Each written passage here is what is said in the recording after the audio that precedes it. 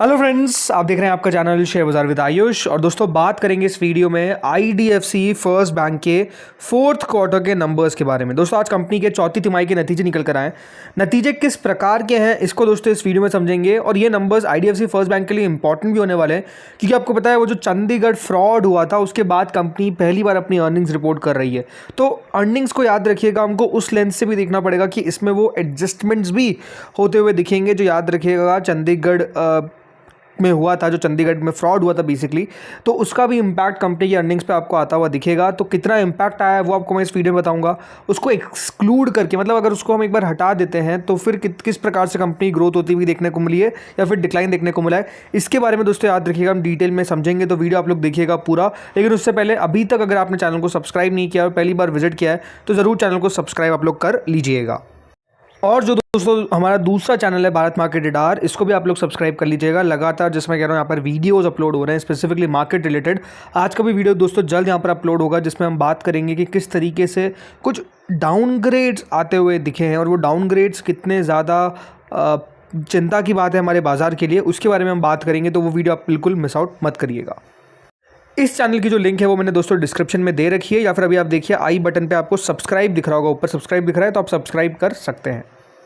चलिए हम कंपनी की अर्निंग्स पर आ चुके हैं। शुरुआत करते हैं मुनाफे से ही। तो नेट प्रॉफिट दोस्तों 319 करोड़ पर इस बार हमको आता हुआ दिखा है, जो पिछले बार तक 304 करोड़ था और इससे पिछले क्वार्टर तक 503 करोड़ था। तो आप सोचेंगे कि मुनाफा तो बढ़ता हुआ दिखा है, मतलब मुनाफा तो कम नहीं हुआ है। तो बिल्कुल सालाना तौर पर तो दोस्तों मुनाफा जो है वो कम होता हुआ दिखा नहीं है, लेकिन Q1 की तौर पर लगभग 35% से ज़्यादा कंपनी का जो मुनाफा है दोस्तों वो ड्रॉप करता हुआ दिख गया है। तो Q1 की तौर पर आप कह सकते हैं बड़ा इंपैक्ट कंपनी की अर्निंग्स पर हमको आता हुआ दिख रहा है। YoY इंपैक्ट जो है वो उतना बड़ा नहीं है। तो एक बार नेट इंटरेस्ट इनकम देख लेते हैं।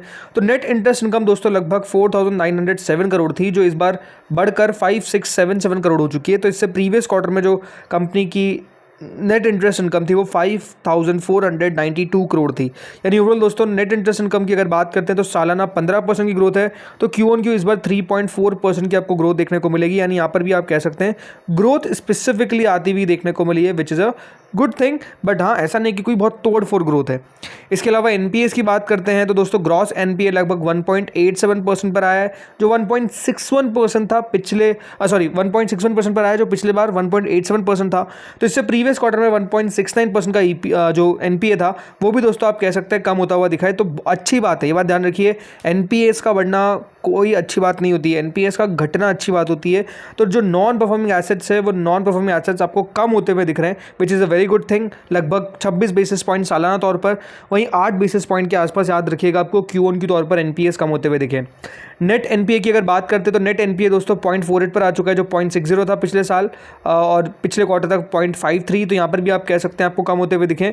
तो जो NPAs है, नॉन परफॉर्मिंग एसेट्स है, वो आपको बढ़ते हुए देखने को नहीं मिले, डिस्पाइट ऑफ याद रखिएगा जो चंडीगढ़ का पूरा केस हुआ उसके बावजूद भी कंपनी की अर्निंग्स पर आपको कोई बहुत बड़ा इंपैक्ट जो है वो क्लियरली NPAs फ्रंट पर आपको आता हुआ दिख नहीं रहा है। एसेट क्वालिटी जो है वो इंप्रूव होती हुई दिखी है। एक बार मार्केट का अनुमान समझ लेते हैं किस प्रकार का था, देन हम आगे और बात करेंगे। तो जो बाजार का दोस्तों अनुमान था, जिसमें ब्रोकरेजेस लाइक नोमरा, नोवामा और ICICI सिक्योरिटीज़ की एक्सपेक्टेशंस थी कि 450 से 550 करोड़ के बीच में कंपनी का मुनाफा आना चाहिए। आया कितना है? 319 करोड़, यानी एक्सपेक्टेशंस के हिसाब से देखा जाए तो मिस होता हुआ दिखा है। NII की अगर बात करते हैं तो 5677 करोड़ की दोस्तों अभी करेंटली NII आई है। एक्सपेक्टेशन भी अराउंड इतना ही था, तो इन लाइन आप कह सकते हैं यहाँ पर कोई बहुत बड़ा आपको चेंज देखने को नहीं मिला है। निम्स यानी नेट इंटरेस्ट मार्जिन की अगर बात करते हैं तो 5.93% आया है। 5.81 से 5.90 की एक्सपेक्टेशन थी, तो इसको भी बीट करते हुए नजर आए नहीं, ये भी एक्सपेक्टेशन से बेहतर है। वही gross NPA 1.61 and net NPA 0.48, expectation आप देखिए 1.69 से 0.53 का था। तो यहाँ पर भी आप कह सकते हैं बेसिकली बीट होता हुआ देखने को मिला है। यानी जो ओवरऑल दोस्तों अनुमान था उससे आप कह सकते हैं ऑलमोस्ट हर एक फ्रंट पे कंपनी बेहतर प्रदर्शन करती हुई देखने को मिली है। ऐसा नहीं कि प्रदर्शन जो है वो खराब आपको देखने को मिल रहा है, लेकिन जैसे मैंने कहा दोस्तों कुछ इंपैक्ट तो डेफिनेटली हमको आता हुआ दिखा है। तो कुछ इंपैक्ट तो आया है। हुआ क्या दोस्तों कि एक वन टाइम इम्पैक्ट कंपनी ने दर्ज करा है। कंपनी ने बताया कि जो रिपोर्टेड प्रॉफिट है वो तो 319 करोड़ है, लेकिन इसमें एक फुल एक्सपेंस को जोड़ दिया गया है for the Chandigarh fraud incident. अगर हम उसको एक्सक्लूड कर देते हैं और पैट को नॉर्मलाइज कर देते हैं तो जो पैट है वो लगभग 145% सालाना तौर पर दोस्तों सर्च करता हुआ दिखा है, बढ़ता हुआ दिखा है। तो आप समझ सकते हैं कि जो ग्रोथ है प्रॉफिट आफ्टर टैक्स के अंदर वो आ जाती 746 करोड़ पर, मतलब एग्जैक्ट प्रॉफिट आता कितना 746 करोड़। बट क्योंकि दोस्तों एक वन टाइम एक्सपेंस हमको देखने को मिला है तो जो मुनाफा है वो घट के कितना रह गया 319 करोड़। तो अगर वो नहीं हुआ होता तो याद रखिए इतना आता, बट अगर अब हो ही गया है तो दोस्तों याद रखिए जो प्रॉफिट है वो 319 करोड़ ही है, उसके अलावा कुछ नहीं है।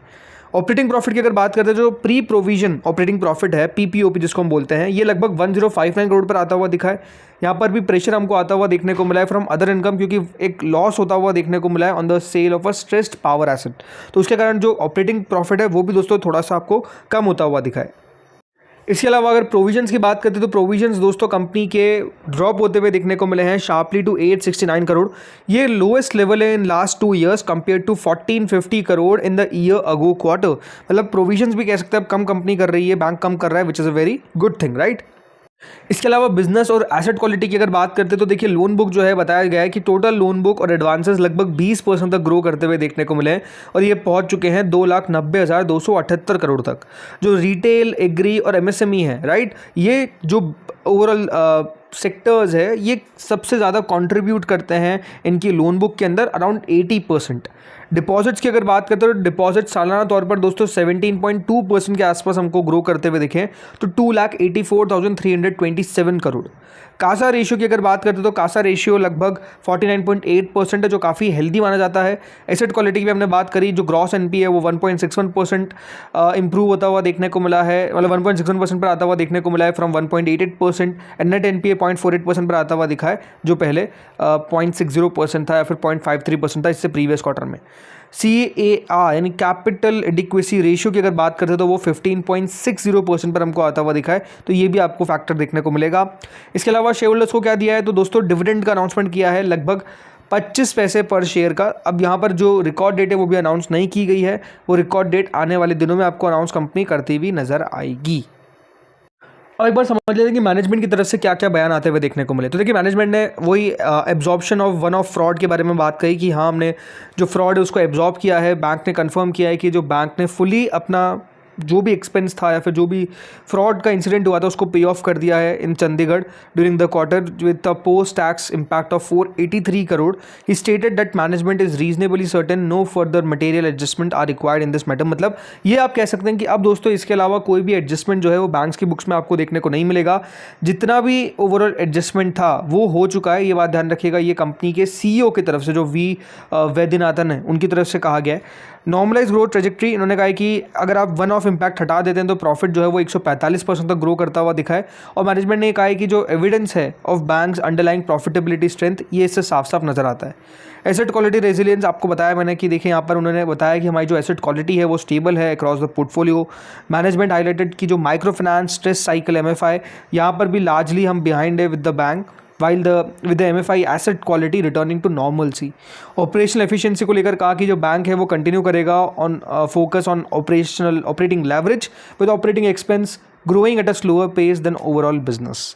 FY27 को लेकर क्या कहा तो देखिए उन्होंने कहा कि जो क्रेडिट कॉस्ट है स्पेसिफिकली यहाँ पर उन्होंने मैनेजमेंट ने प्रोजेक्ट किया है कि क्रेडिट कॉस्ट डिक्लाइन करेगी below 2% threshold in the next financial year as MFI related pressure ease further. Margin outlook को उन्होंने कहा है कि मार्जिन जो है यहाँ से आपको और इंप्रूव होते हुए देखने को मिलेंगे, 50 से 200 बेसिस पॉइंट और सुधरते हुए नजर आ सकते हैं in recent cuts in savings and deposit rates continue to flow through the cost structure. Growth target ये है कि दोस्तों बैंक ने मेंटेन किया है कि जो क्रेडिट डिपॉजिट रेशियो है ये 80s में रहेगा, वहीं जो कासा रेशियो है वो कंफर्टेबल है बिटवीन 45 to 50। प्रॉफिटेबिलिटी को लेकर ये कहा है कि जो लीडरशिप है उसने हाई कॉन्फिडेंस बताया है ऑन द बैंक्स पैट यानी profit after tax level will trend upward. मतलब यहाँ से और मुनाफा आपको बढ़ता हुआ दिखेगा, कम होता हुआ नहीं दिखेगा। इस प्रकार के जो बयान है वो क्लियरली हमको आते हुए दिख रहे हैं कंपनी के मैनेजमेंट की तरफ से। देखिए IDFC फर्स्ट बैंक देखा जाए तो वैसे कुछ खास कर नहीं पाया, मतलब नेक्स्ट HDFC बैंक की तरह इसको बहुत प्रचारित किया गया बट कोई मतलब नहीं निकला इसका। लास्ट 1 महीने में 6-7% बढ़ा है बट लास्ट 6 महीने में जो हालत ख़राब हुई है 13-14% गिर चुका है। पिछले 1 साल के अंदर रिटर्न्स जो है वो आपको मात्र 1-2% के देखने को मिलेंगे। वहीं जो लास्ट 5 साल रहे हैं वो तो अपने आप में आप कह सकते हैं कोई खास अच्छे नहीं रहे। अगर 5 साल में 30% आपको रिटर्न दिखने को मिल रहे हैं तो वो कोई बहुत अच्छे रिटर्न्स नहीं होते हैं। शेयर दोस्तों ऑलरेडी आप समझ सकते हैं कि जो इसका 52 वीक हाई है वो 87 का है, वहाँ से नीचे आपको ट्रेड करता हुआ दिख रहा है। 58 रुपये का 58 वीक लो है। नंबर्स पे ये कह सकता हूँ कि नंबर्स बुरे नहीं है, नंबर्स ठीक है, नंबर्स बेहतर हैं, एक्सपेक्टेशंस के आसपास ही नंबर्स हमको आते हुए देखने को मिले। तो बाजार इस पर किस तरीके से रिएक्ट करेगा ये देखने वाली बात रहेगी, बट बहुत नेगेटिव रिएक्ट नहीं होना चाहिए। ये कह सकते हैं कि दोस्तों मैनेजमेंट की कमेंट्री पॉजिटिव नजर आई, मेजरली कोई नेगेटिव निकल कर नहीं आई। प्रॉफिटेबिलिटी पर इंपैक्ट पड़ा, बट स्टिल अगर आप वन टाइम इंपैक्ट को हटा देते हैं तो ग्रोथ अच्छी देखने को मिल सकती थी, बट वो हो गया तो उसको मार्केट ने ऑलरेडी प्राइस इन कर रखा है। तो इस पर और रिएक्शन आना मुझे लगता है कि वो स्वाभाविक बात नहीं है, अब उस पर बड़ा रिएक्शन आने की एक्सपेक्टेशन नहीं है। तो I think IDFC first bank Monday को हो सकता है कि आपको बढ़िया करता हुआ देखने को मिले, बिकॉज ऑलरेडी जैसे मैंने कहा सब चीज़ प्राइस में ऑलरेडी हो चुका है, मतलब उसका इंपैक्ट जो है वो ऑलरेडी आ चुका है, प्राइस इन सब कुछ हो चुका है। तो उस पर बहुत बड़ा रिएक्शन अब आएगा, इसकी एक्सपेक्टेशन मुझे नहीं है। तो दोस्तों इस वीडियो में तो इतना ही था। होपफुली आपको वीडियो बढ़िया लगा होगा। अगर अच्छा लगा तो लाइक कर देना, चैनल से पहली बार जुड़े सब्सक्राइब कर देना, एंड बिल्कुल नोटिफिकेशन बेल को प्रेस कर लीजिएगा ताकि आपको सारे अपडेट्स मिल सके, बिकॉज लगातार दोस्तों Q4 नंबर्स निकल कर आ रहे हैं, IPOs भी अब माना जा रहा है कि बहुत जल्द हमको आते हुए दिखेंगे। तो सब पर आपको अपडेट्स मिलता रहेगा, बस चैनल के साथ जुड़े रहिए, सब्सक्राइब करके रखिए। इस वीडियो में इतना ही था। Thank you friends watching this video.